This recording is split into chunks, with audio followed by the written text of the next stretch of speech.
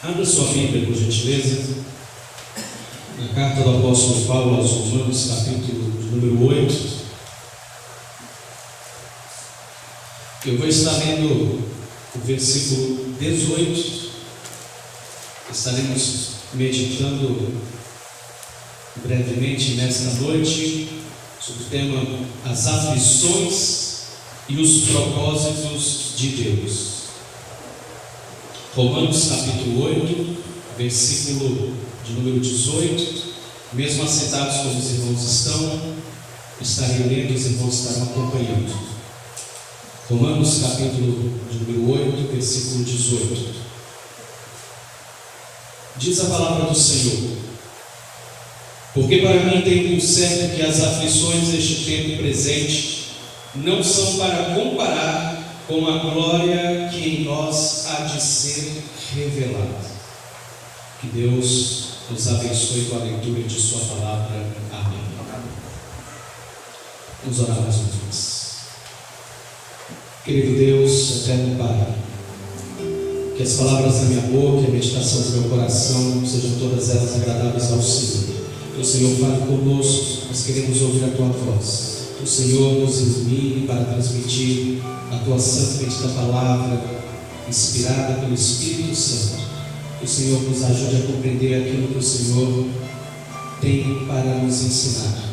Nós oramos em nome de Jesus. Amém. Por que Deus permite o crente sofrer?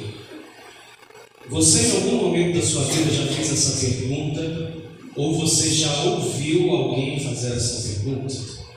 Por que Deus permite o crente sofrer? Será que você está recordando aí algum momento em que você mesmo possa ter feito essa pergunta? Será que o crente sofre porque é uma forma de punição de algum pecado ou erro que ele cometeu? Tem muita gente pregando por aí um falso evangelho, dizendo que o crente não pode e não deve sofrer. E se isso acontecer é porque ele está em pecado. Você já ouviu alguma mensagem nesse sentido? Será que isso está certo à luz da palavra de Deus? Não. Não é pelo fato de alguém estar sofrendo que essa pessoa esteja cometendo algum pecado. Fulano está com câncer porque cometeu um pecado. Está no pecado. Não é assim. Tem muita gente aí ensinando que quem passa pelas tempestades da vida é porque não está debaixo da ordem de Deus. E aí nessa questão nós temos que analisar o contexto. Mas claro que aquele que não teme a Deus, ele já está numa grande tempestade da vida por causa do pecado, por causa da sua própria iniquidade. Mas há aqueles que são tementes a Deus, que têm uma vida correta, que são obedientes e fiéis a Deus, mas que também experimentam dias difíceis, passam pelas tempestades da vida. E quando nós utilizamos essa expressão tempestades da vida, eu comentei isso ontem, no ano passado, eu me refiro às adversidades, às aflições, aos problemas que nós sentimos. Então nós passamos. E aí nós temos geralmente o hábito de dizer, de falar essa expressão: eu estou passando por uma tempestade da vida. Aqueles que têm uma vida correta, que são obedientes e que passam dias difíceis. O fato do crente fiel passar por uma aflição ou por uma tempestade não significa que ele não esteja debaixo do propósito ou da vontade de Deus. Não pense assim, meu querido irmão. Não deixe colocar isso na sua cabeça. E eu vou lhes mostrar, à luz da palavra de Deus, em alguns exemplos, que nós passamos sim por aflições, mesmo quando estamos sob as ordens e sob a vontade de Deus. Vamos ver o primeiro exemplo? Sabe aquele texto que Jesus anda por cima do mar? Bem conhecido, né? Está lá em Mateus capítulo 14. Vamos abrir as nossas Bíblias. No Evangelho de Mateus capítulo 14. E eu vou estar lendo a partir do versículo de número 22. Vou ler do 22 até o versículo 24. Mateus capítulo 14, de 22 a 24. O texto sagrado diz assim: E logo ordenou Jesus que os seus discípulos entrassem no barco e fossem adiante para outra banda, enquanto despedia a multidão. E despedida a multidão, subiu ao monte para orar à parte. E chegada já a tarde, estava ali só. Versículo 24. E o barco estava no meio do mar, açoitado pelas ondas, porque o vento era contrário. Até aí, por enquanto. Nós sabemos que o ministério de Jesus sempre foi muito intenso. Os irmãos sabem disso. Jesus estava espalhando as boas novas, curando, restaurando vidas, milagres aconteciam e a agenda ministerial de Jesus seguia intensamente. E os discípulos estavam acompanhando a Jesus. Mas em determinado momento eles decidiram ir para um lugar deserto, um lugar mais reservado para que eles pudessem descansar um pouco. Eles estavam cansados. Eles então decidem ir para um lugar mais reservado para que eles pudessem descansar. E Jesus toma a decisão de ir com os discípulos também para descansar. Quando Jesus e os discípulos chegaram a este lugar mais reservado, ao deserto, para o descanso, uma multidão de gente já estava ali aguardando Jesus e os discípulos, o mestre.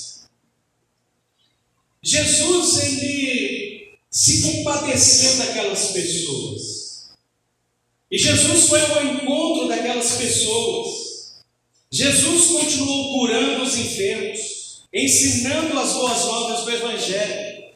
E quando tudo acabou, os discípulos estavam impressionados com tudo o que tinha acontecido.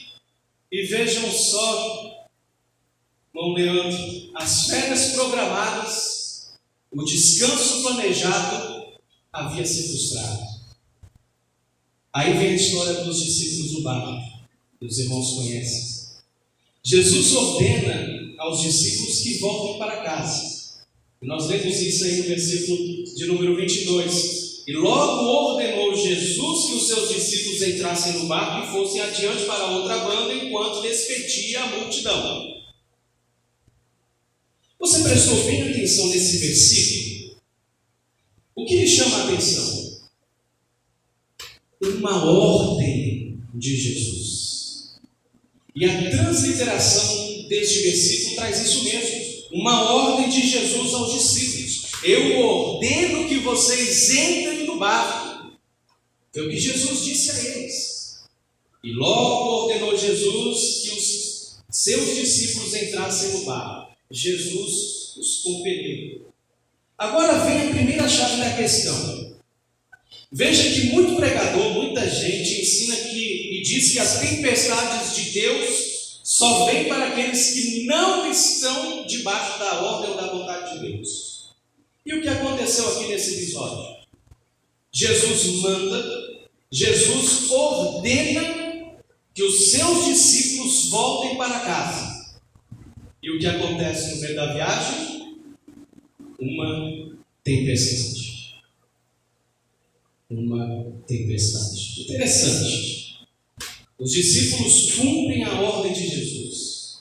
Fazem o que Jesus mandou. Estão debaixo da vontade do Senhor. E mesmo assim eles enfrentam obstáculos no meio do caminho. Eles passam por uma grande adversidade. Eles enfrentam uma terrível tempestade. Olha aí o versículo 24. E o barco estava já no meio do mar, açoitado pelas ondas, porque o vento era contrário. Versículo 25. Mas à quarta vigília da noite dirigiu-se Jesus para eles, caminhando por cima do mar. Olha os demais. E os discípulos, vendo-o caminhar sobre o mar, assustaram-se, dizendo: é um fantasma, e gritaram com medo. Jesus, porém, lhes falou logo, dizendo: tende bom ânimo, sou eu, não temais. E respondeu-lhe Pedro e disse: Senhor, se és tu, manda-me ir ter contigo por cima das águas. E ele disse: vem. E Pedro, descendo do barco, andou sobre as águas para ir ter com Jesus. Mas, sentindo o vento forte, teve medo. E, começando a ir para o fundo, clamou, dizendo: Senhor, salva-me. E logo Jesus, estendendo a mão, segurou e disse-lhe: homem de pequena fé, por que duvidaste? E quando subiram para o barco, acalmou o vento. Então aproximaram-se os que estavam no barco e o adoraram, dizendo: és verdadeiramente o Filho de Deus. Então, a primeira lição que eu gostaria de deixar nesta noite com os amados irmãos e com os nossos amigos que estão acompanhando pela internet é que o crente fiel, mesmo cumprindo a vontade de Deus, pode sim enfrentar as tempestades da vida. Quando Pedro e os discípulos estavam no meio da noite, umas 3 horas da manhã, em alto mar, as ondas começaram a bater no barco e veio então uma tempestade. E eles estavam assustados, eles estavam com medo e pânico. E quando Jesus chegou naquele momento, andando sobre as águas, ele fez algo interessante que também merece a nossa atenção. Repare que ele não chegou ordenando imediatamente que os ventos se acalmassem, que a fúria ali do mar parasse. Ele não fez isso. Antes de fazer isto, ele se dirigiu aos discípulos e disse: acalmem-se, não tenham medo, tenham bom ânimo, sou eu. Por que Jesus fez isso? Porque havia uma tempestade maior aqui, no coração dos discípulos. Havia uma tempestade maior neles do que aquela física que estava ocorrendo lá fora. O medo, o pavor, a falta de fé eram maior do que a tempestade que assolava o barco. Às vezes, meus irmãos, nós estamos como os discípulos de Jesus em alto mar. Estamos com uma tempestade de medo dentro do nosso coração. Quantas vezes nós estamos nesse sentido parecido com os discípulos? Quantas vezes o nosso coração se toma tomado pelo medo, pela angústia, pelo pânico? Mas aí Jesus vem e diz a mim e a você: não tenham medo, sou eu. E isso traz algumas lições para nós. E aí nós compreendemos que há propósitos de Deus quando Ele permite que o crente fiel passe por alguma adversidade. Há propósitos de Deus para isso. Veja, meu querido amigo e irmão, que os discípulos precisavam passar por aquela experiência. Naquela tempestade, a fé dos discípulos foi provada, a fé de cada um deles foi aperfeiçoada, foi trabalhada por Jesus, e isso precisava acontecer. Aliás, em segundo lugar, e último, esta é a segunda lição que eu quero deixar com os irmãos. Deus permite que o crente passe por aflições para que a sua fé seja aperfeiçoada. Olhem a partir do versículo de número 31. E logo Jesus, estendendo a mão, segurou e disse-lhe: homem de pequena fé, por que duvidaste? E quando subiram para o barco, acalmou o vento. Então aproximaram-se os que estavam no barco e o adoraram, dizendo: és verdadeiramente o Filho de Deus. A gente sempre ouve alguém dizer que o deserto, o vale da sombra da morte, as cavernas, as tempestades são como uma escola para a nossa vida espiritual, para o nosso crescimento espiritual. Você deve ter ouvido essa expressão. Deserto, por exemplo, ela é mais comum. Deserto é a escola do crente. É uma afirmação interessante, correta, sim. Porque durante o deserto, ou durante o vale da sombra da morte, uma expressão utilizada pelo salmista, por Davi, ou durante a tempestade da vida, é que nós aprendemos a depender mais do Senhor. Nós aprendemos a confiar mais no Senhor. Isso faz toda uma diferença.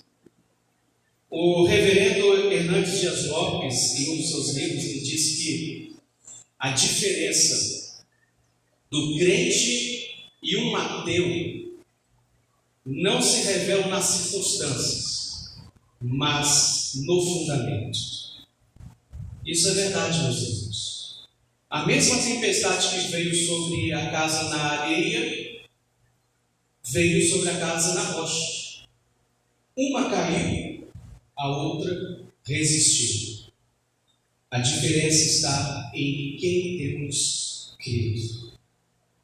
Jesus permitiu, meus irmãos, aquela tempestade, para que eles entendessem que o medo não deve fazer parte daquele que está debaixo do poder de Deus. Olha só como Jesus trabalhou esta questão na vida dos discípulos. Eu disse ontem, eu não sei o que nos reserva neste ano de 2023. Nesse ano político, não sei como vai ser. A gente tem algumas ideias, é claro. Eu não sei como vai ser o futuro das minhas filhas, não sei como vai ser o nosso relacionamento, o que vai ser das igrejas. E pode ser que estas coisas causem no nosso coração uma tempestade, uma turbulência, um pânico. E agora, meu Deus? E aí Jesus diz para mim e para você: calma, eu estou aqui, eu estou no controle de todas as coisas.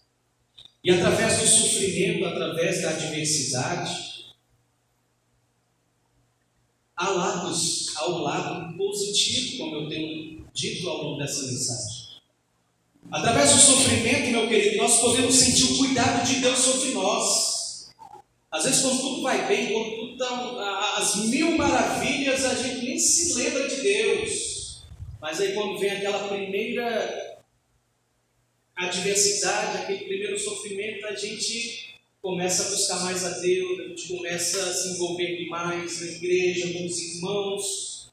Então, através do sofrimento, há algumas coisas que acontecem que são positivas. Através do sofrimento, nós aprendemos a depender mais do Senhor.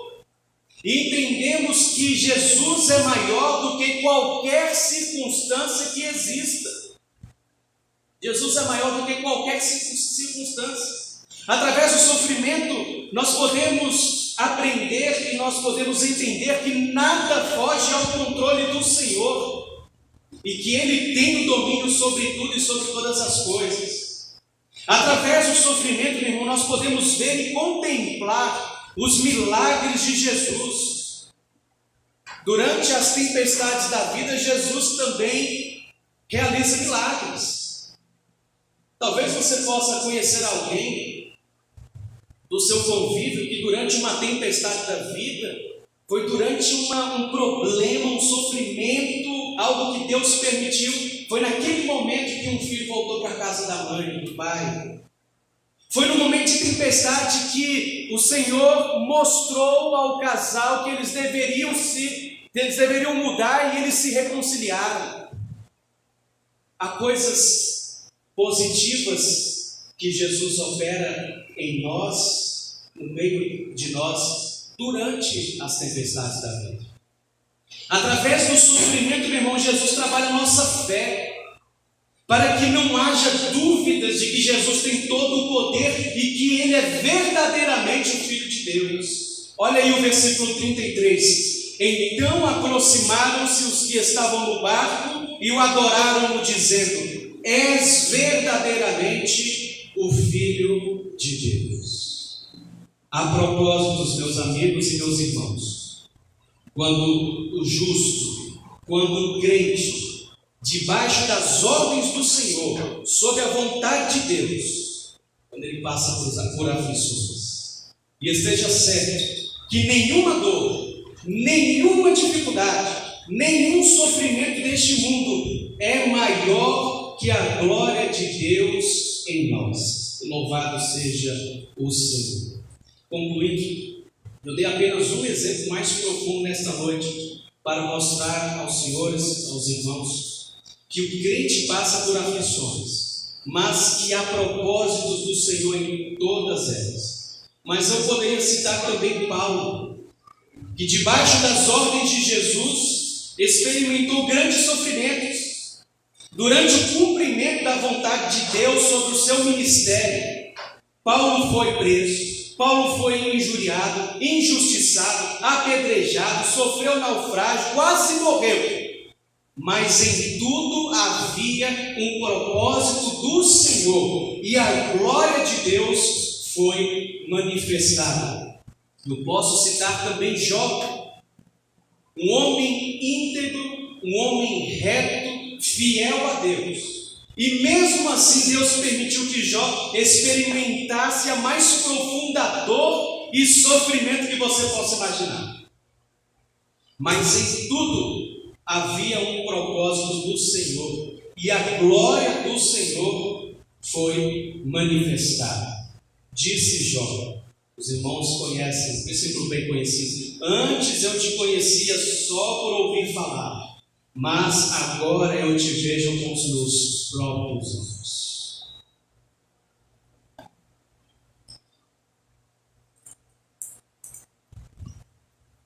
Posso citar também Lázaro, Marta e Maria, uma família temente a Deus e que passou pela dor do luto, mas em tudo em tudo havia um propósito do Senhor, e a glória de Deus foi manifestada. Disse Jesus: esta enfermidade não é para a morte, mas para a glória de Deus, para que o Filho de Deus seja glorificado por ela. Poderia, meus irmãos, citar tantos outros textos bíblicos nesta temática, mas eu creio que esses que falamos nesta noite foi importante para que saiamos daqui consolados e edificados por Deus, crendo que Jesus está conosco em todos os momentos da nossa vida. Deus é o nosso socorro e fortaleza, refúgio e fortaleza, socorro bem presente na hora da angústia. Que nessa noite nós saímos daqui com os nossos corações convictos que Jesus está conosco em todos os momentos, seja na alegria ou seja na dor. Jesus está ao nosso lado. E mesmo que passemos por aflições, nós podemos entender que os propósitos de Deus são perfeitos, que os planos de Deus são perfeitos e que a palavra final é do Senhor.